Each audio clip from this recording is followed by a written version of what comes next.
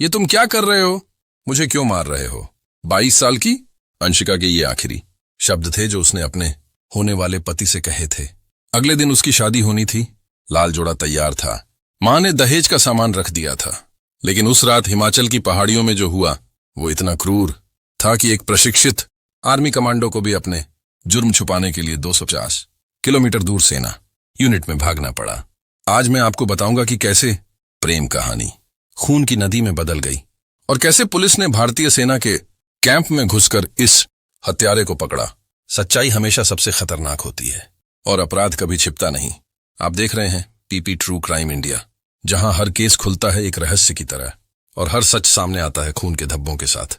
हिमाचल प्रदेश की ऊंची ऊंची पहाड़ियों पर पुलिस एक फौजी जवान को जंजीरों में जकड़कर नीचे जंगलों की ओर घसीट रही है।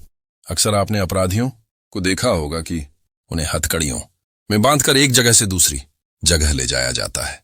लेकिन यह मामला अलग है, क्योंकि पुलिस जानती है जिस आदमी को वह नीचे ले जा रही है वह कोई आम अपराधी नहीं, बल्कि भारतीय सेना का एक प्रशिक्षित जवान है। उस जवान को पहाड़ की हर चोटी का, हर जंगल के रास्ते का, हर पेड़ पौधे का बारीकी से ज्ञान है और यही डर था कि कहीं वह इन पहाड़ों में पुलिस को चकमा देकर भाग न जाए। इसीलिए एक सब इंस्पेक्टर ने अपनी बेल्ट खोलकर उस जवान के हाथों की जंजीरें अपने पैंट के लूप से कसकर बांध रखी थीं। उस जवान का नाम था प्रवेश। अब आपके मन में सवाल उठ रहा होगा कि पुलिस एक फौजी को आखिर क्यों गिरफ्तार करके जंगलों में ले जा रही है? तो कहानी शुरू होती है एक हत्या से। एक हत्या जो शायद उसकी पत्नी बनने वाली थी। शादी से ठीक एक दिन पहले प्रवेश ने अपनी होने वाली दुल्हन अंशिका को रस्सी से गला घोंटकर मारने की कोशिश की। अंशिका अचानक बेहोश होकर गिर गई। वह सोच ही रहा था कि अब लाश को आग लगाकर सबूत मिटा दूं कि तभी अंशिका की आंखें खुल गईं। अंशिका कांपती आवाज में पूछती है, तुम मेरे साथ क्या कर रहे हो? ये सब क्या है? बस यही सवाल प्रवेश को और भड़का देता है। वह गुस्से में अपनी जेब से एक छोटा चाकू निकालता है और अंशिका का गला रेतने की कोशिश करता है, लेकिन चाकू छोटा था और गला नहीं कट पाया। फिर उसने अपने बैग से एक खुखरी निकाली। उस तेज धार वाली खुखरी से उसने अंशिका का गला वहीं काट दिया। हत्या के बाद प्रवेश ने सोचा, पुलिस जरूर लाश ढूंढ लेगी, मुझे छुपना होगा। वह आर्मी हेडक्वार्टर भाग गया। सोचा कि वहां जाकर अगर छिप जाऊं तो कोई कानो कान खबर नहीं पाएगा। लेकिन कहानी यहीं पलट गई। पुलिस ने सेना से प्रोटोकॉल फॉलो करके उसे बाहर बुलवाया और वहीं से गिरफ्तार कर लिया। अब पहाड़ों पर ले जाकर उससे पूछा जाने लगा, बताओ अपनी पत्नी को कैसे मारा और असली मकसद क्या था? अब सवाल यह था, अंशिका कौन थी और आखिर प्रवेश ने ऐसा क्यों किया? दरअसल कहानी में कई परतें थीं। अंशिका की पिता की मौत हो चुकी थी। वह अपनी मां और 12 साल के छोटे भाई के साथ रहती थी। साल 2022 में अंशिका और प्रवेश की मुलाकात हुई। दोस्ती प्यार में बदली और दोनों ने कोर्ट मैरिज कर ली। लेकिन परिवार के दबाव में 2023 में दोनों का तलाक हो गया। फिर भी दोनों एक दूसरे से अलग नहीं रह पाए। 2023 में उन्होंने फिर से शादी कर ली। सब कुछ ठीक लग रहा था, लेकिन 2025 में अंशिका 4 महीने की गर्भवती हो गई। परिवार अब शादी के लिए राजी हो चुका था। 24 सितंबर को धूमधाम से शादी होने वाली थी। मां ने दुल्हन का लाल जोड़ा तक तैयार कर रखा था, लेकिन शादी से 2 दिन पहले अंशिका मर चुकी थी। 22 तारीख की रात प्रवेश ने फोन करके अंशिका को घर के पीछे बुलाया। वह उसे पहाड़ी रास्ते से 300 मीटर दूर जंगल में ले गया। वहां उसने अंशिका से कहा, तुम गर्भपात करवा लो, इस बच्चे को इस दुनिया में मत लाओ। अंशिका ने साफ मना कर दिया। दोनों में बहस हुई और वहीं से प्रवेश का असली चेहरा सामने आया।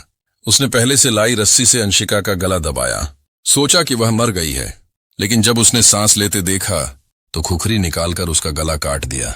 इसके बाद पेट्रोल डालकर लाश को आग लगा दी।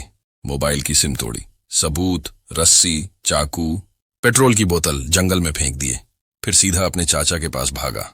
प्रवेश के पिता की मौत हो चुकी थी। घर के बड़े फैसले उसका चाचा ही लेता था। चाचा को कभी भी अंशिका पसंद नहीं थी। समाज के डर से उसने कहा था, शादी से पहले बच्चा हो जाएगा, लोग ताने देंगे, उसे कहो गर्भपात करवा ले। अंशिका ने इनकार कर दिया और यही कारण बना उसकी मौत का।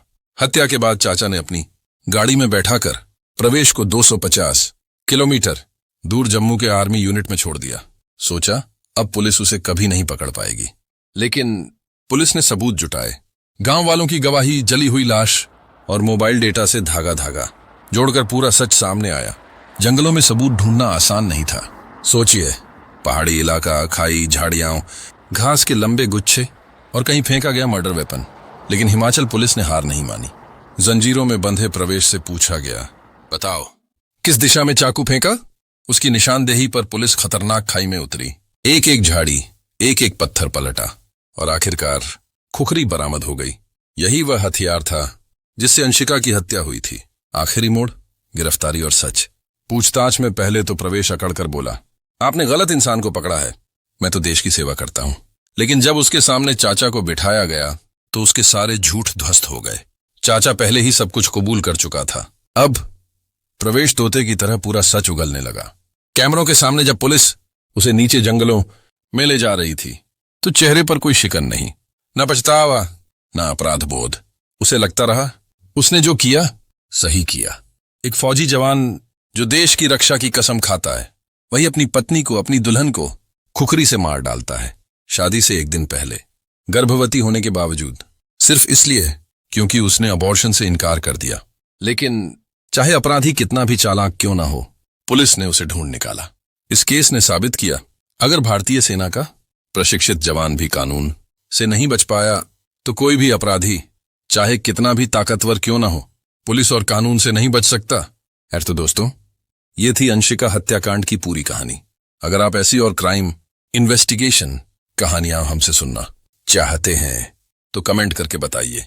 हम आपके लिए अगली बार भी एक ऐसी ही सच्ची और दिल दहला देने वाली कहानी लेकर आएंगे।